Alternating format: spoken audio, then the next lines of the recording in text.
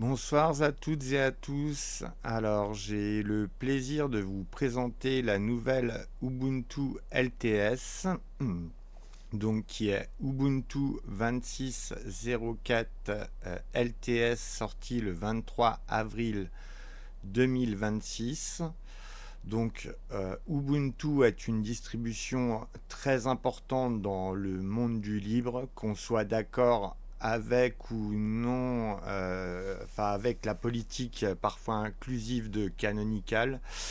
Ubuntu est la base d'un très grand nombre de distributions parmi les plus populaires et elle propose beaucoup de variantes officielles telles que Kubuntu avec l'environnement de bureau KDE Plasma ou encore Xubuntu avec le bureau XFCE, donc beaucoup plus légère.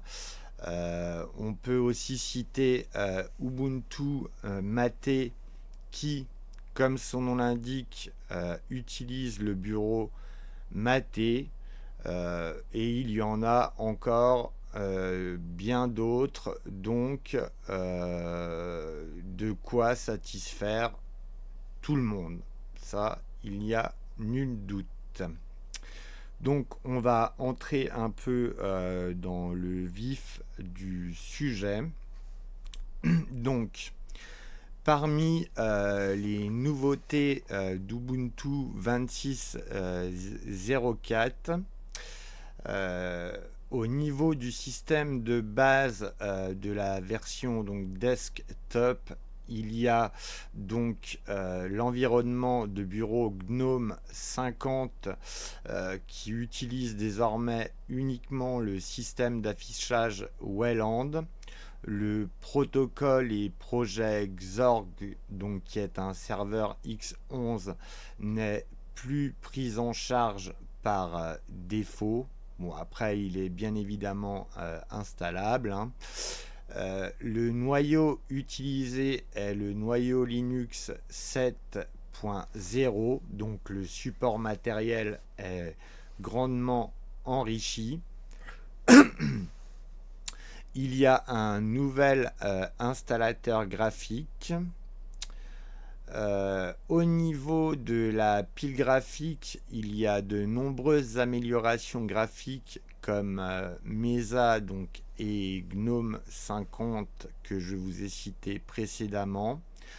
Un support natif de NVIDIA CUDA pour les GPU NVIDIA et AMD ROC M pour les GPU AMD.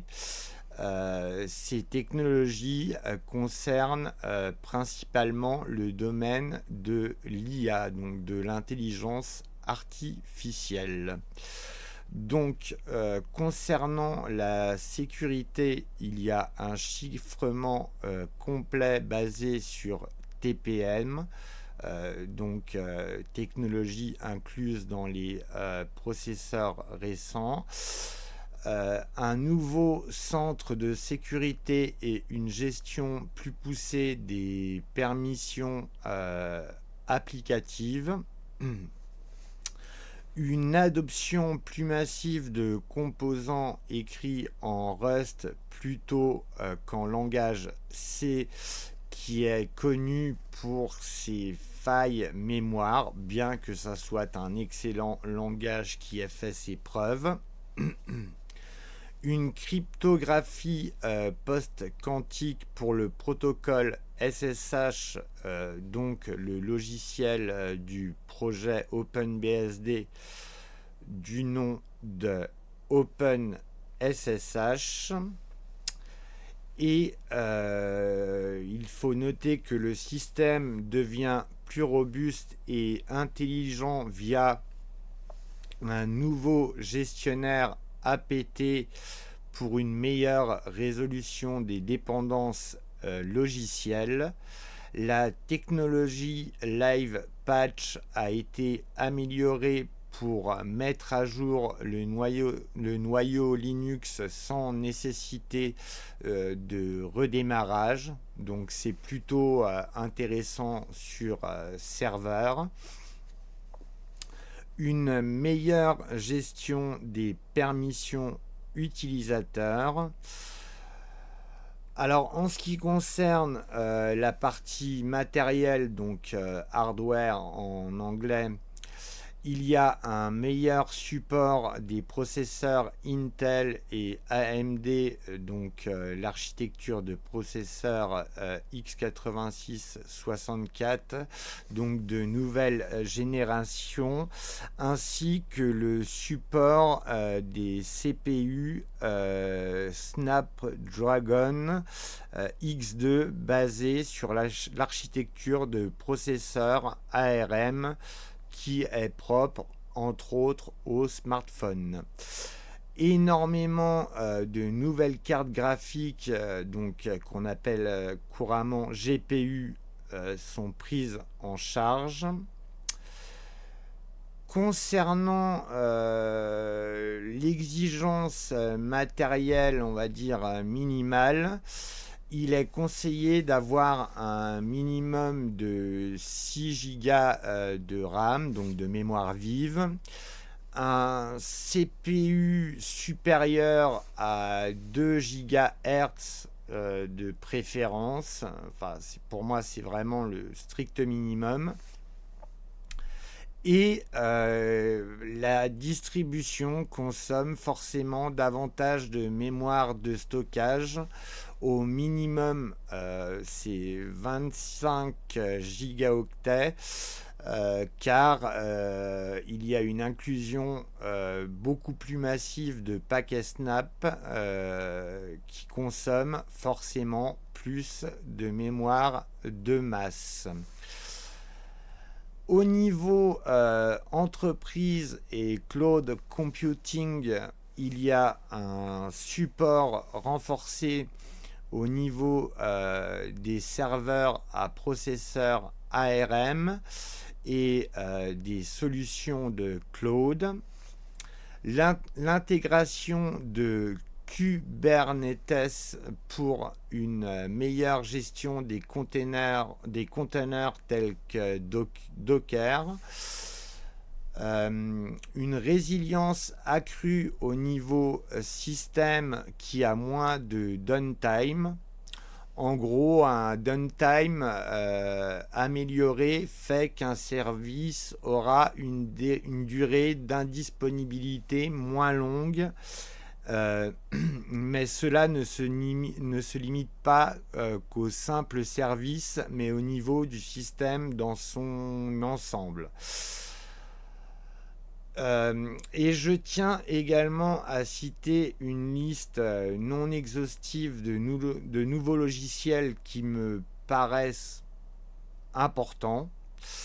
Donc l'intégration du nouveau compilateur GCC, donc le compilateur de GNU en version 15, de nouvelles bibliothèques du projet GNU.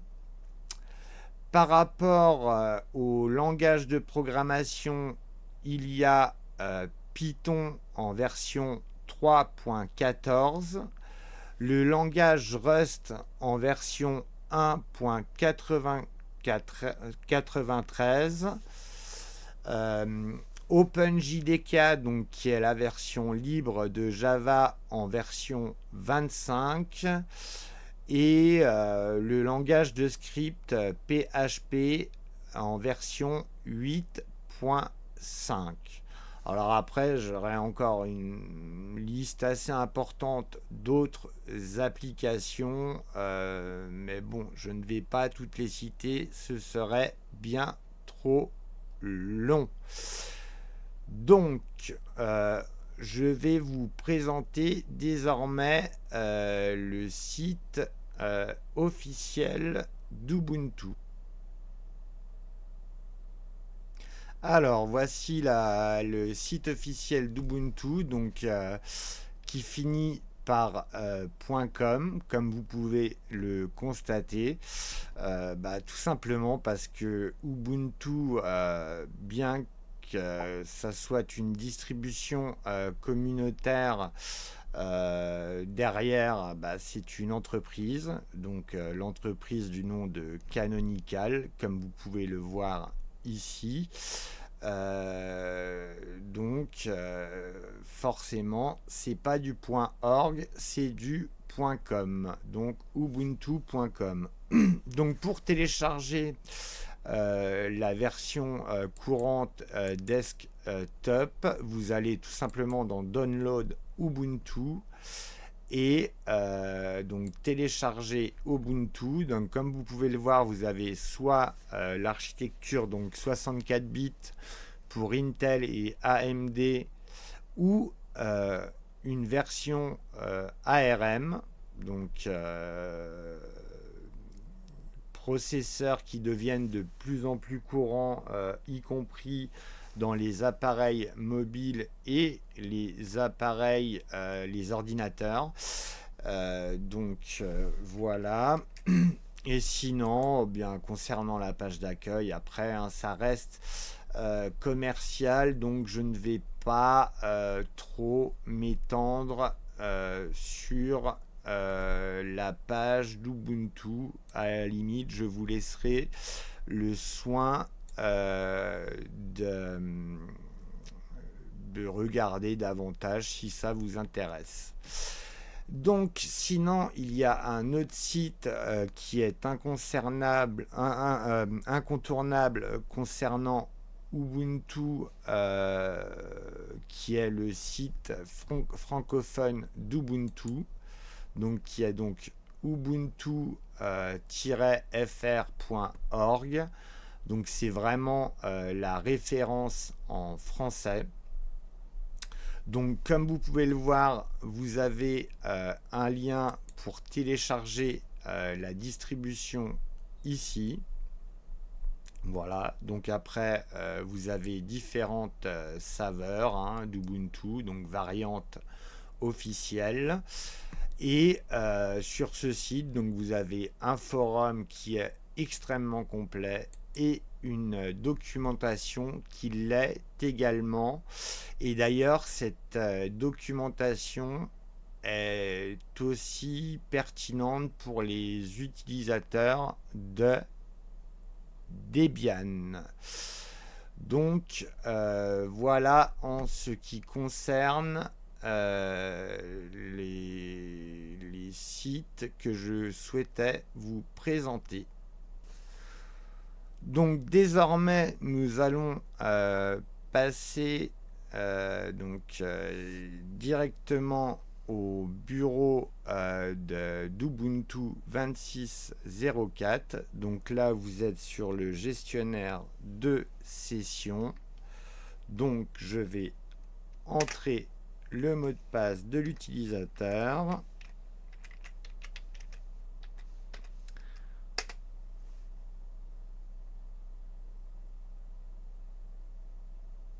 Alors j'ai fait une installation par défaut, donc il n'y a vraiment pas beaucoup de logiciels, mais voilà, enfin après c'est juste pour vous montrer un peu comment se compose. Alors déjà vous avez vous pouvez voir le bureau GNOME 50. Et comme vous le savez, en fait, Ubuntu utilise une apparence en fait qui lui est bien propre et qui se rapproche en fait de son ancien environnement de bureau qui s'appelle Unity. Dans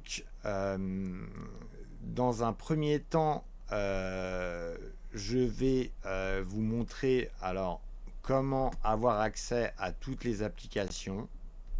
Donc c'est ici.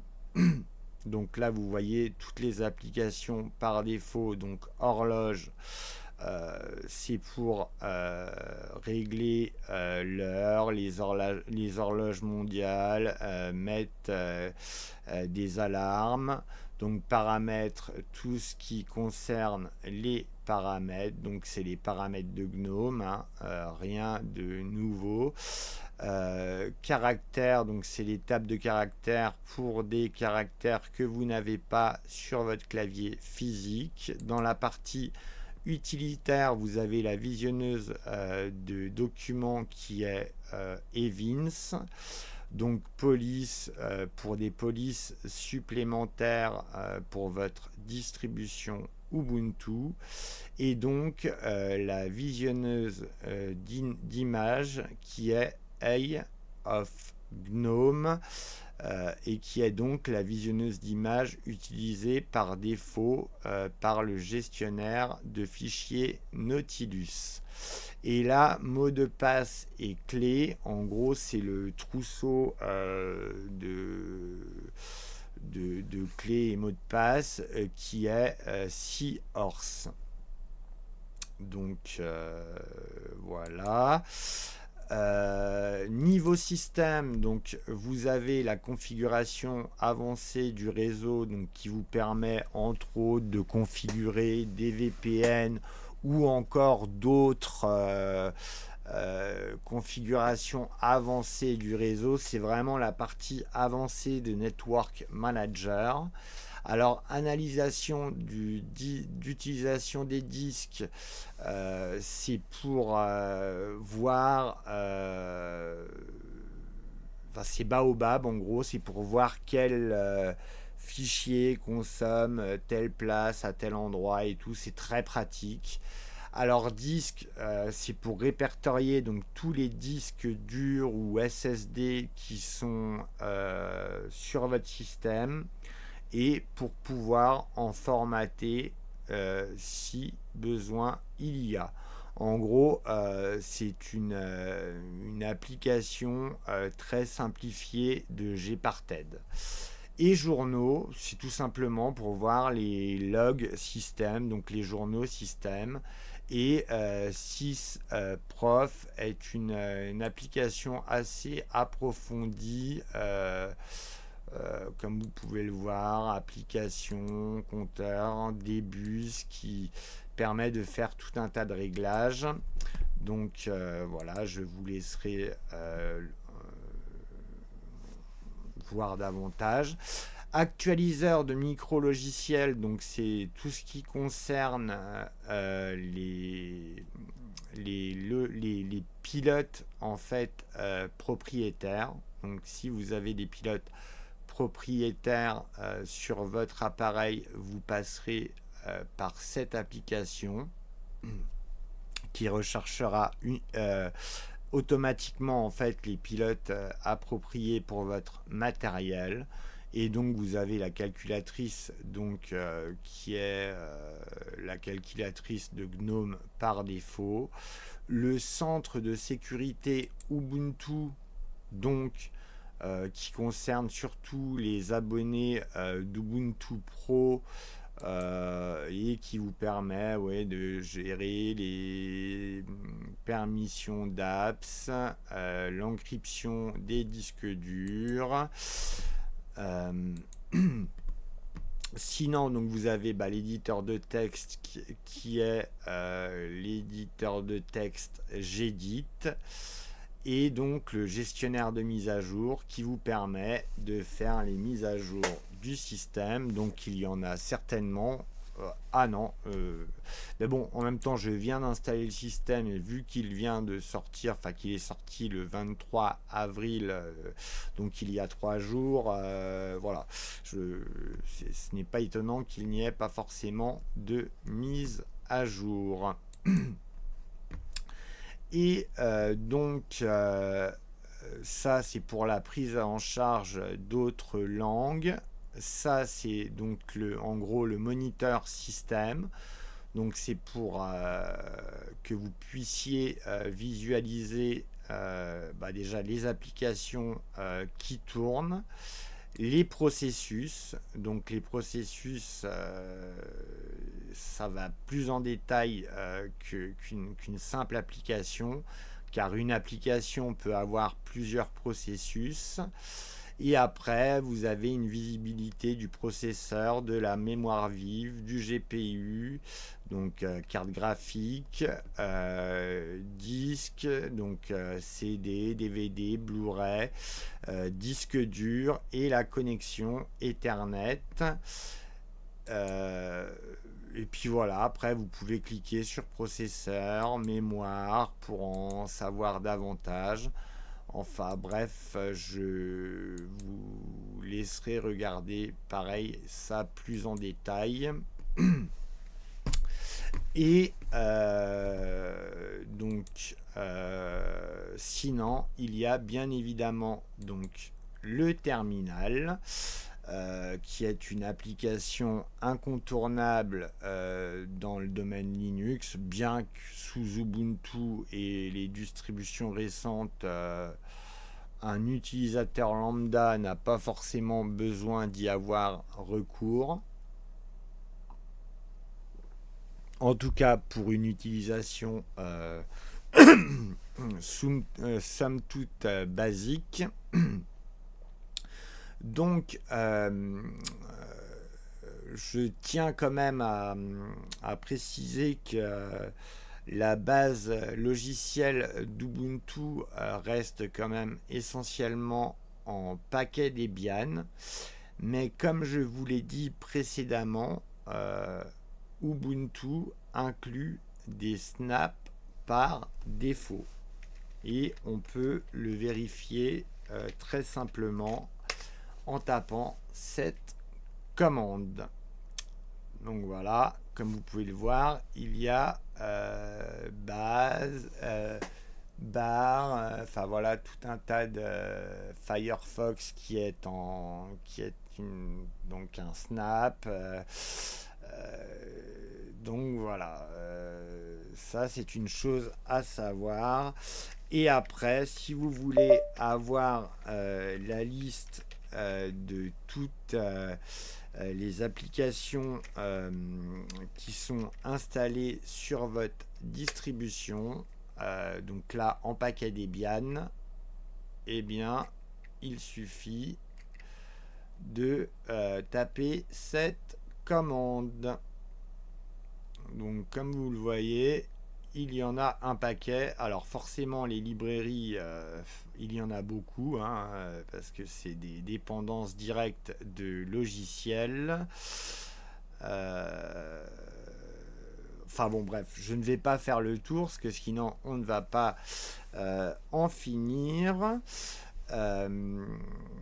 Donc, sinon, je voulais vous faire quand même un petit tunem R déjà pour vous rendre compte que le noyau est bien Linux donc 7.0 est un unem A donc pour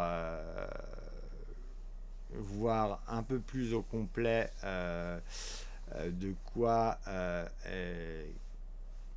est donc composé cette Ubuntu 26.04. On peut également regarder la version des Core Utils, donc qui sont les applications par défaut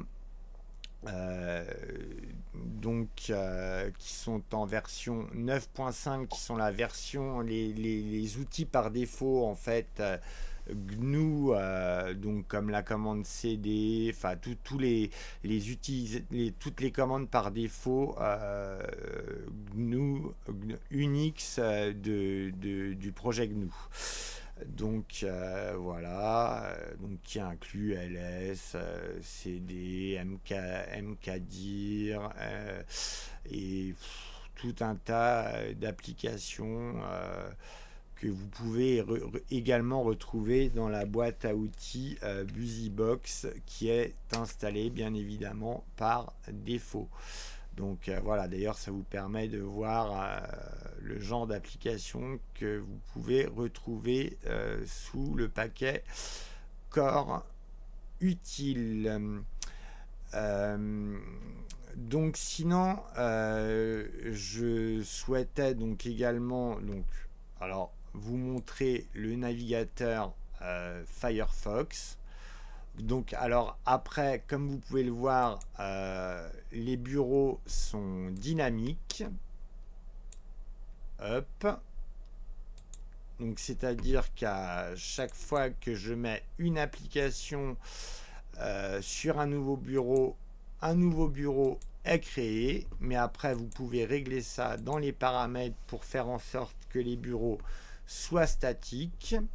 Donc au niveau de la version de Firefox, il suffit de se rendre ici à propos de Firefox et comme vous pouvez le voir, c'est la version 149. Donc, par exemple, on va taper Ubuntu.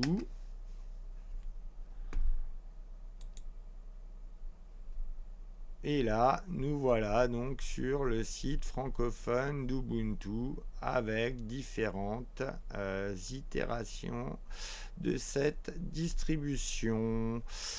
Donc, concernant l'installation de logiciels, vous avez bien évidemment les... je vais peut-être baisser un peu le volume. Je me rends compte que ça fait que c'est un peu bruyant.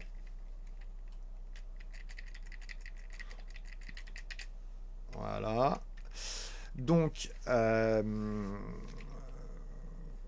je disais, donc concernant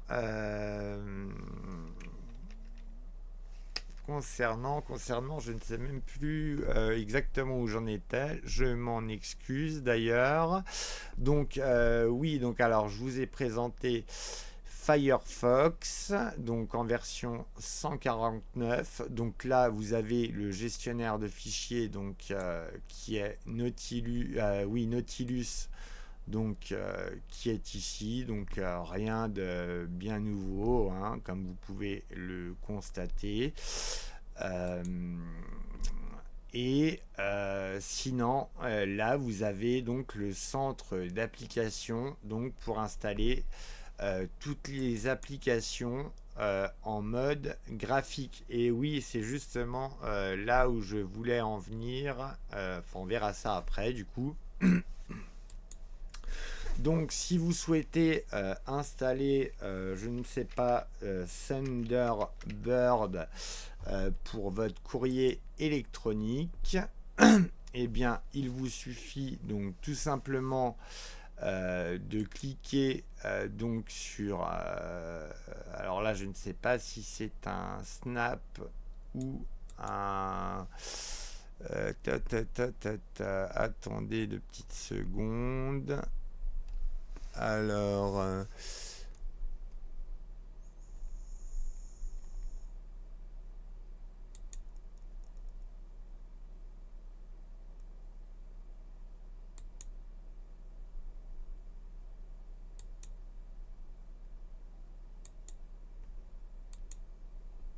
bon, alors on va taper donc le mot de passe.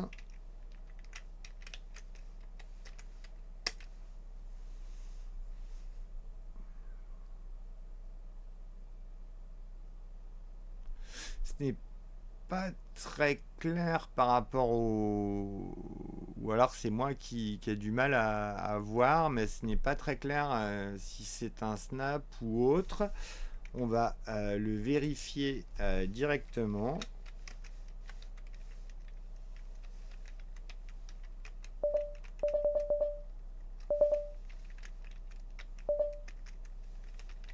Eh bien, visiblement, ça m'a l'air...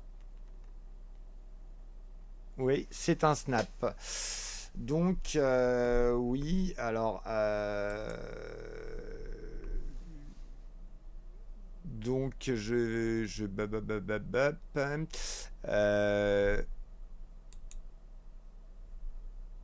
donc on pourrait alors gérer. Donc là, comme vous pouvez le voir, vous pouvez mettre à jour les, vos applications donc déjà installées et vous pouvez la régler Snap ou Debian. Donc moi personnellement je vous conseille de régler par défaut sur Debian, mais après bon ce n'est qu'un avis personnel. Mais au moins vous saurez comment régler le centre d'application soit sur Snap ou Debian, mais sachez que les Snap prendront beaucoup plus de place.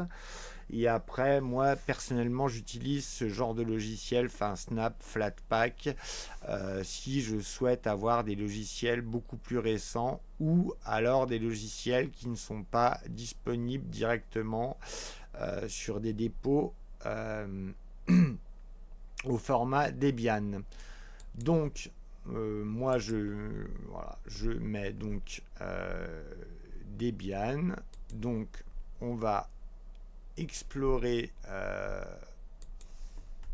une autre application, Audacious. Alors vous allez dire que j'installe tout le temps les mêmes applications. Donc là, je pense que ça va être, ayant fait le réglage, je pense que ça va être un paquet Debian.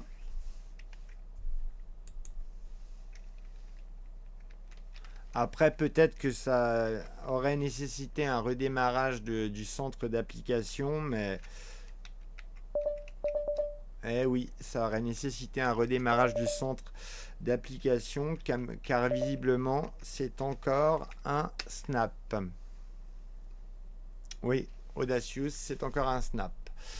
Donc, pour que ça soit vraiment pris en compte, il faut visiblement redémarrer, enfin fermer l'application et la redémarrer. Donc là, comme vous pouvez le voir, vous avez une petite notification pour vous dire que vous avez deux mises à jour. Donc comme ça vous permet de rester au courant D'ailleurs, on peut mettre ces applications à jour. Et vous avez une partie aide également qui peut être intéressante euh, pour des gens qui sont relativement novices dans le domaine de Linux. Voilà, donc aide. Donc alors après, au niveau de l'aide, ça englobe beaucoup de choses, hein. Donc là, entre autres, Gnome, enfin, vous aurez tout un tas de choix au niveau des aides. Et comme je vous l'ai déjà mentionné plus tôt, n'hésitez pas à visiter le site francophone d'Ubuntu, euh, qui, je vous l'ai déjà montré, est celui-ci. Donc voilà, ça c'est vraiment l'incontournable. Et sinon, je voulais donc quand même me rendre dans paramètres. Donc là, au niveau de la partie réseau, vous aurez toute la configuration par rapport à Network Manager. Donc là, le Bluetooth, là c'est pour régler l'écran, le son, donc l'énergie. Donc multitâche, c'est ce qui concerne le multitâche. Donc vous pouvez régler par exemple les espaces de travail en espace fixe. Voilà, c'est plutôt applications. Les applications par défaut.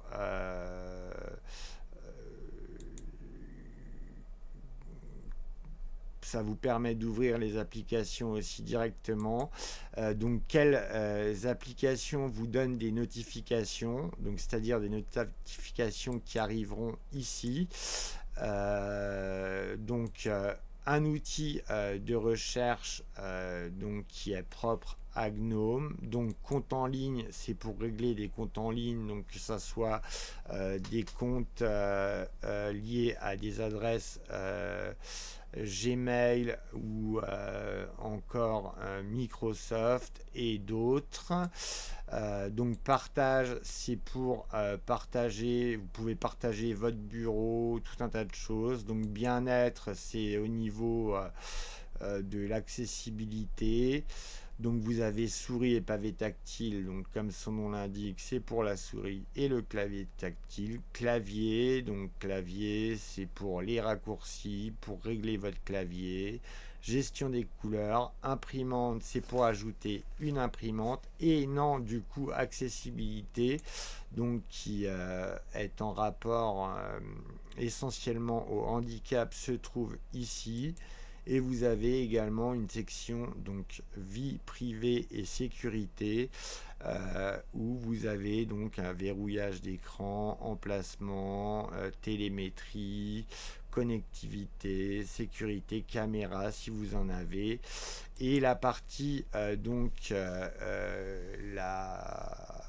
une des parties très intéressantes, donc là, vous pouvez régler le pays et la langue, la date et l'heure, utilisateur, donc vous pouvez en ajouter ou en retirer et ajouter des groupes à votre utilisateur en déverrouillant celui-ci.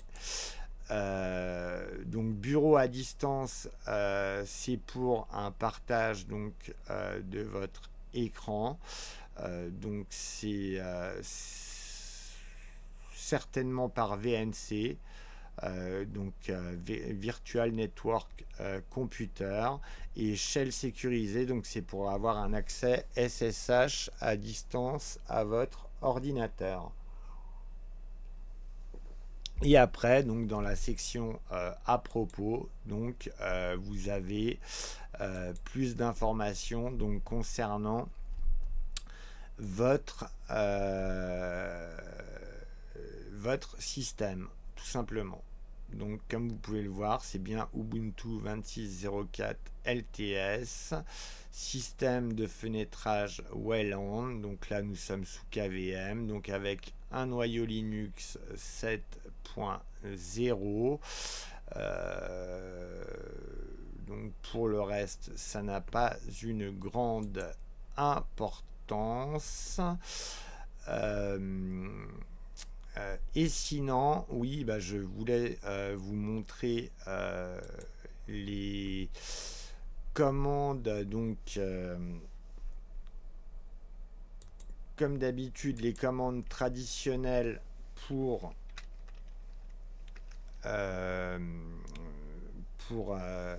donc par exemple mettre la liste des dépôts à jour, des dépôts Debian, donc il faut que je précède de sudo, sinon ça ne risque pas de fonctionner, étant donné que ça demande des droits root de super utilisateur.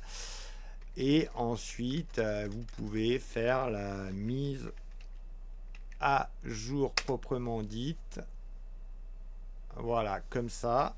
Et pour installer une application, sudo apt install, et après vous pouvez installer par exemple Brasero pour ce qui concerne les logiciels de gravure.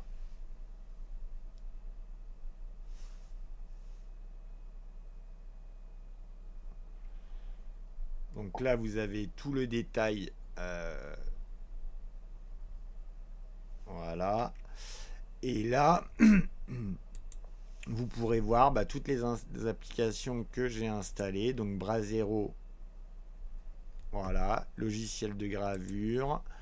Donc Audacious, qui est un excellent lecteur de musique de type Winamp sous Windows, qui est très complet, mais qui n'a pas du tout la même visée qu'un logiciel tel que Rhythmbox ou Clémentine.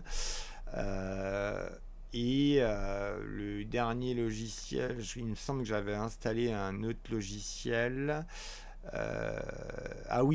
Thunderbird, que je ne vois pas. Il est juste ici. Donc voilà, le logiciel de messagerie que je vous recommande, donc équivalent à Outlook sous Microsoft, donc qui est très simple à utiliser. Donc voilà, je pense avoir fait à peu près le tour. On va pouvoir bientôt passer à la conclusion. Pour conclure, Ubuntu reste bien évidemment une distribution Linux incontournable, qu'on le veuille ou non. Il suffit de comptabiliser le nombre de distributions qui en dérivent et on comprend toute l'importance de cet OS. Personnellement, je dois admettre que l'inclusion de plus en plus massive des snaps ne m'enchante pas, car je pense que le choix doit rester à l'utilisateur et il faut savoir que les snaps, contrairement à des paquets similaires comme Flatpak, n'ont qu'un seul et unique dépôt, donc centralisé, qui est le Snap Store.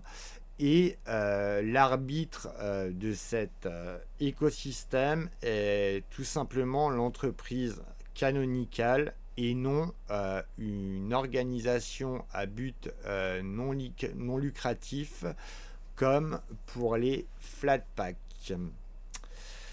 Mais après, Ubuntu reste bel et bien une distribution communautaire et il est indéniable que cette dernière apporte énormément au monde du libre.